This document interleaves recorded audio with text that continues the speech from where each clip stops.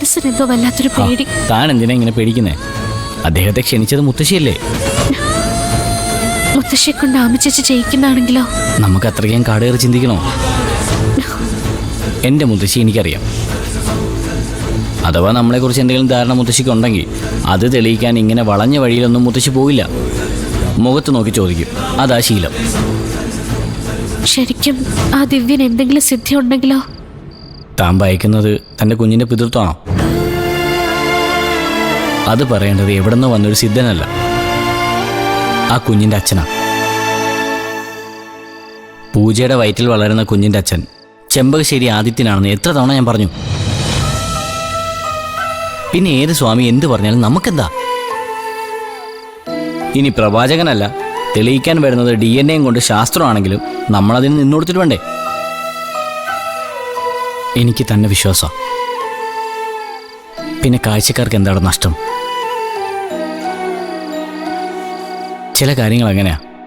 നമ്മൾ നമ്മുടെ മനസ്സിനെ പറഞ്ഞ് പഠിപ്പിച്ചാൽ പിന്നെ നമുക്ക് പോലും അത് മാറ്റിമറിക്കാൻ പറ്റില്ല. പൂജ ആദിയുടേതാ.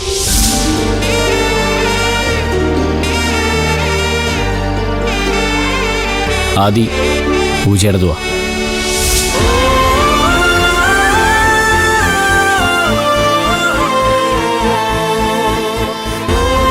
നമ്മുടെ കുഞ്ഞ് നമ്മുടേത് മാത്രം.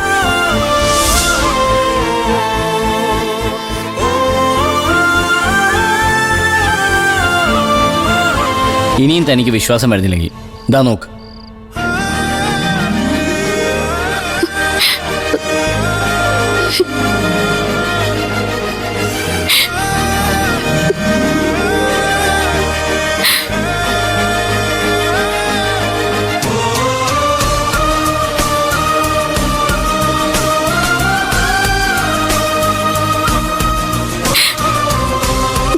തന്നെ ഞാൻ കണ്ട നാൾ മുതൽ, തന്നെ പ്രണയിച്ച നാൾ മുതൽ താൻ എൻ്റെയാന്ന് ഞാൻ തീരുമാനിച്ചതാ.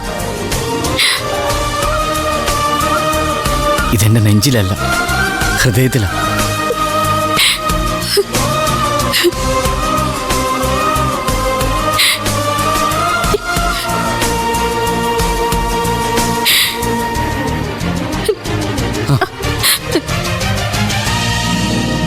താൻ എന്താടോ ഇങ്ങനെയെന്നല്ലേ ചോദിക്കാൻ വന്നേ? അറിയില്ലടോ, എനിക്കറിയില്ല.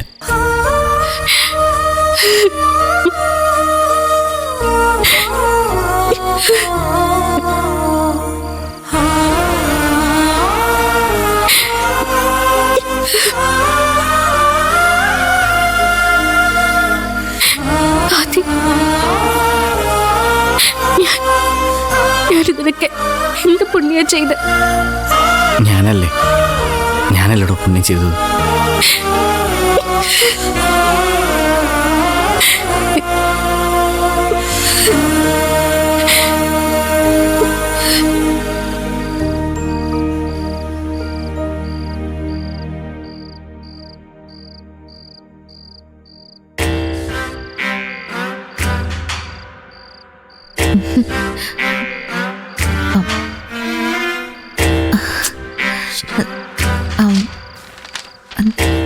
ദത്തേട്ടാ, എന്താ മീ? എനിക്ക് 5000 രൂപ വേണം. എന്തിന്? എന്താന്നറിഞ്ഞാൽ എനിക്ക് തരുള്ളൂ. അങ്ങനെയാണോ ഞാൻ പറഞ്ഞത്? നീ എന്ത് ചെയ്യാൻ പോകുന്നു എന്നുള്ള ആകാംക്ഷ ഉണ്ടല്ലേ? വല്ല ഡ്രസ്സോ ചെരുപ്പോ മറ്റോ വാങ്ങാനാണോ? അതിനൊന്നും അല്ല. പിന്നെ ആ ദിവ്യനില്ലേ, ഹിമാലയത്തിൽ നിന്ന് വരുന്ന മുത്തശ്ശി പറഞ്ഞില്ലേ, അദ്ദേഹം വരുമ്പോ ഈ വീട് മുഴുവൻ പൂക്കൾ കൊണ്ട് അലങ്കരിക്കാനാ. അയ്യേ, എന്തൊരു ബോറാടി! ഒരുമാതിരി തെലുങ്ക് സിനിമ പോലെ. ഇത് ആരുടെ ഐഡിയ? നിന്റെ ലീഗൽ അഡ്വൈസർ ഗോമതിച്ചിടെ ആയിരിക്കും അല്ലേ? അല്ല, എന്റെ ഐഡിയ. എന്റെ ആമി, നിന്നോട് ഞാൻ 1000 തവണ പറഞ്ഞിട്ടില്ലേ കുത്തിയിരുന്ന് ഹിന്ദി സീരിയൽ കാണില്ലെന്ന്? ഇടി, അതിനകത്തൊക്കെ എവിടെയാടി ജീവിതമുള്ളേ?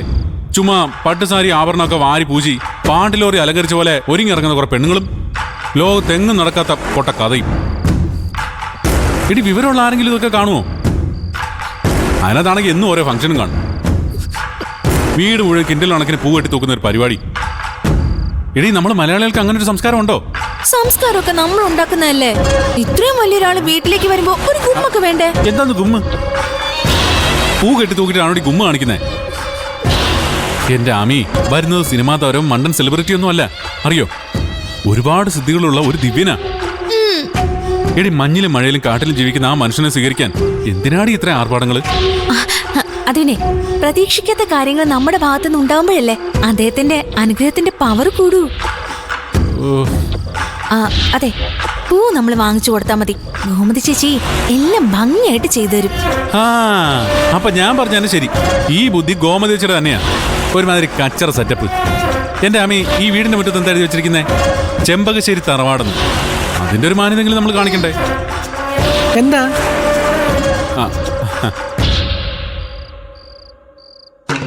എന്താ ഇവിടെ ഭാര്യയും ഭർത്താവും കൂടി ഒരു തർക്കം? ഞാൻ പറയാം മുത്തശ്ശി. ആ, എന്നാ നീ പറ, എന്നിട്ട് ഞാൻ പറയാം. നമ്മുടെ സിദ്ധനില്ലേ, അദ്ദേഹം വരുമ്പോ നമുക്കൊന്ന് ആഘോഷിക്കണ്ടേ? എന്താ ആഘോഷിക്കാൻ? ഇതൊക്കെ ഒരു അപൂർവ സൗഭാഗ്യല്ലേ മുത്തശ്ശി? എല്ലാവർക്കും കിട്ടുന്ന അല്ലല്ലോ ഈ ഭാഗ്യം. അതിന് അല്ല മുത്തശ്ശി, ഞാൻ ദത്തനോട് പറയായിരുന്നു ആ ദിവസം നമുക്ക് ഈ വീട് മുഴുവൻ പൂക്കൾ കൊണ്ട് അലങ്കരിക്കണമെന്ന്. അയ്യേ, അതൊന്നും വേണ്ട. എന്തെങ്കിലും ആർഭാടമൊക്കെ കണ്ടാൽ സ്വാമിജി അപ്പോഴേ ഇവിടെ നിന്ന് ഇറങ്ങി ഓടും. ഇപ്പൊ എങ്ങനെ ഇരിക്കുന്നു? അദ്ദേഹം എന്നോട് പ്രത്യേകം പറഞ്ഞതാ എനിക്ക് വേണ്ടി ഒന്നും ഒരുക്കാൻ പാടില്ലെന്ന്. അദ്ദേഹം ഇവിടെ വരും, നമ്മളെ അനുഗ്രഹിക്കും, അപ്പോഴും തന്നെ ഇവിടുന്ന് പോവുകയും ചെയ്യും. അല്ലാതെ യാതൊരുവിധ ഒരുക്കങ്ങളും പാടില്ലെന്ന്. സന്തോഷായല്ലോ? അദ്ദേഹം അങ്ങനെ പലതും പറയും. പക്ഷേ നമ്മൾ ചെമ്പകശ്ശേരി തറവാട്ടുകാരല്ലേ, അതിന്റെ മാന്യത കാണിക്കണ്ടേ? പിന്നെ പൂ കെട്ടി തൂക്കി ഇടുന്നാണോടി മാന്യത? അതും ഒരു മാന്യതയാ. എന്നാലേ ആ മാന്യത ഇവിടെ വേണ്ട. സ്വാമിജിയെ ക്ഷണിച്ചത് ഞാനാ. എന്താ ചെയ്യേണ്ടെന്നും എനിക്കറിയാം. നീ വെറുതെ ടെൻഷൻ അടിച്ച് മനസ്സ് നീറ്റണ്ട. എന്റെ പൊന്നു ദത്ത, ഒന്ന് പറഞ്ഞു മനസ്സിലാക്കിക്കൂടെ?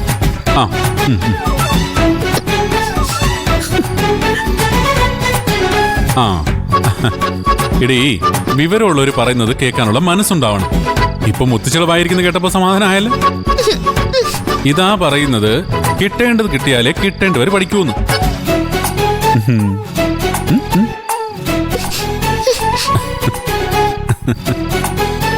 ഇങ്ങനൊരു പൊട്ടിക്കാളി.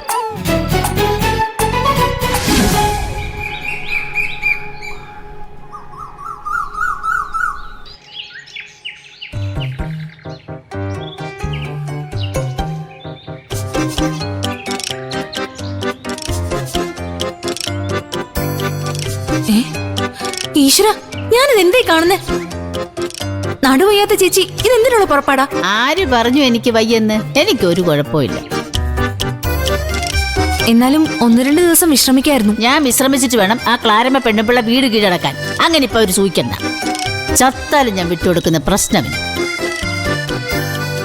അല്ല ചേച്ചി, എന്തായി കാണിക്കുന്നേ? ഞാനേ ഒരു അരിപ്പൊടി കോലം വരയ്ക്കുക. അരിപ്പൊടി കോലോ? അതെ, പൂ കെട്ടിത്തൂക്കാനല്ലേ ഇവിടെ നിരോധനാജ്ഞ ഉള്ളൂ. കോലം വരയ്ക്കാലോ. അയ്യോ, ഇത് തമിഴ്നാട്ടുകാരുടെ ആചാരമല്ലേ? ആചാരത്തിന് അങ്ങനെ നാട്ടു വ്യത്യാസങ്ങളൊന്നും ഇല്ല മോളെ. മനുഷ്യനും ദൈവങ്ങളും എവിടെയുണ്ടോ അവിടെയൊക്കെ ആചാരങ്ങളാവാം. എന്നാലും അറിയാത്ത പണിയൊക്കെ എന്തിനാ ചേച്ചി ചെയ്യുന്നേ? അറിയാത്ത പണിയാണെന്ന് മോളോട് ആര് പറഞ്ഞു? ഈ ഗോമതി ഇതെത്ര കണ്ടിരിക്കുന്നു. എവിടെ? സിനിമയിലെ. ഏ? പിന്നെ നമ്മുടെ അഗ്രഹാര തെരുവിലൂടെ പോകുമ്പോ വഴിനീളം ഇത് തന്നെയല്ലേ? എന്തിനാ നമ്മുടെ മോഹൻലാലിന്റെ വിയറ്റ്നാം കോളനി സിനിമയില് പവനരച്ചെഴുതുന്നു കോലങ്ങളെങ്ങും തിരക്കിനി കോലായിൽ അരുണോദയം എന്നൊരു പാട്ട് തന്നെ ഇല്ലേ? എന്നുവെച്ച് ആ സ്വാമി വരുമ്പോ എന്റെ കോലം കണ്ട് ഞെട്ടണം. ഇതാരാ വരച്ചെന്ന് ഇവിടെ നിന്ന് ചോദിക്കണം. എന്നെ വിളിച്ചു വരുത്തി കൊള്ളാം ഗോമതി എന്ന് തോളിത്തട്ടി അഭിനന്ദിക്കണം.